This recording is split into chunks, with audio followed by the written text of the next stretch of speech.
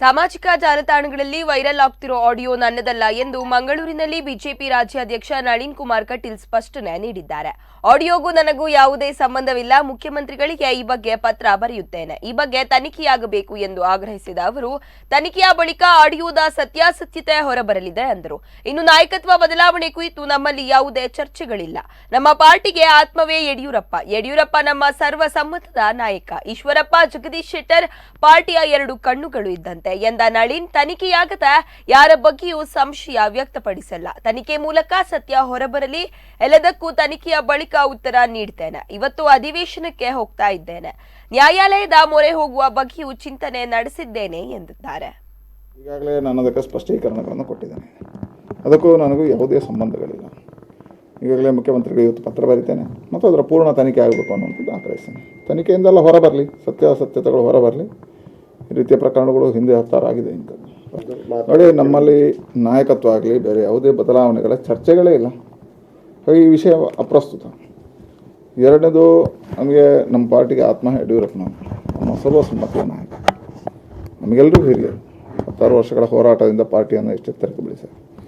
ಈಶ್ವರಪ್ಪ ಮತ್ತು ಜಗದೀಶ್ ಶೆಟ್ಟರ್ ಎರಡು ಕಣ್ಣುಗಳಿದ್ದಾರೆ. ಅವರೆಲ್ಲರ ಹಿರಿಯರ ಮಾರ್ಗದರ್ಶನದಲ್ಲಿ ನಮ್ಮ ಪಾರ್ಟಿ ನಡೀತದೆ, ನಮ್ಮ ಸರ್ಕಾರ ನಡೀತದೆ. ಅಂಥ ಅನುಭವಗಳ ಕಾರಣಕ್ಕೋಸ್ಕರ ಪಾರ್ಟಿ ಸರ್ಕಾರ ನಡೀತದೆ.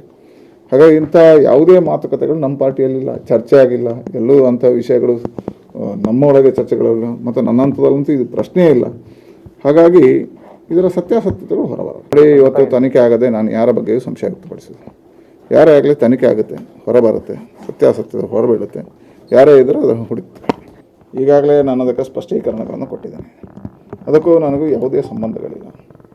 ಈಗಾಗಲೇ ಮುಖ್ಯಮಂತ್ರಿಗಳು ಇವತ್ತು ಪತ್ರ ಬರೀತೇನೆ ಮತ್ತು ಅದರ ಪೂರ್ಣ ತನಿಖೆ ಆಗಬೇಕು ಅನ್ನುವಂಥದ್ದು ಆಗ್ರಹಿಸ್ತೇನೆ. ತನಿಖೆಯಿಂದೆಲ್ಲ ಹೊರಬರಲಿ, ಸತ್ಯಾಸತ್ಯತೆಗಳು ಹೊರಬರಲಿ.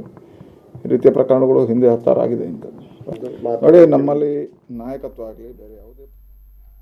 ಇನ್ನು ಇದೇ ವಿಚಾರವಾಗಿ ಉಡುಪಿ ಶಾಸಕ ರಘುಪತಿ ಭಟ್ ಕೂಡ ಹೇಳಿಕೆ ನೀಡಿದ್ದಾರೆ. ಆಡಿಯೋ ನನ್ನದಲ್ಲ ಎಂದು ನಳಿನ್ ಸ್ಪಷ್ಟವಾಗಿ ಹೇಳಿದ್ದಾರೆ. ರಾಜ್ಯಾಧ್ಯಕ್ಷರೇ ಈ ಬಗ್ಗೆ ಸಿಎಂಗೆ ಸ್ಪಷ್ಟಪಡಿಸಿದ್ದಾರೆ. ಮುಖ್ಯಮಂತ್ರಿಗಳಿಗೆ ತನಿಖೆಗೆ ಕೊಟ್ಟಿದ್ದಾರೆ. ತನಿಖೆ ಆದ ಮೇಲೆ ಎಲ್ಲ ಗೊತ್ತಾಗುತ್ತೆ ಎಂದಿದ್ದಾರೆ.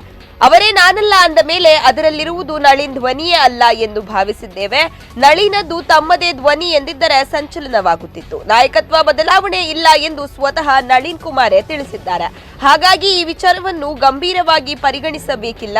ಶೆಟ್ಟರ್ ಮತ್ತು ಈಶ್ವರಪ್ಪ ಇಬ್ಬರು ನಮ್ಮ ಪಕ್ಷದ ಪ್ರಮುಖ ನಾಯಕರು, ಇಬ್ಬರು ರಾಜ್ಯಾಧ್ಯಕ್ಷರಾಗಿ ಕೆಲಸ ಮಾಡಿದವರು. ಅವರ ಹೆಸರು ಪ್ರಸ್ತಾಪವಾಗಿರುವುದರಿಂದ ಈ ಆಡಿಯೋ ಸುಳ್ಳು ಅನ್ನೋದು ಸಾಬೀತಾಗುತ್ತದೆ ಎಂದು ಉಡುಪಿ ಶಾಸಕ ರಘುಪತಿ ಭಟ್ ಹೇಳಿದ್ದಾರೆ.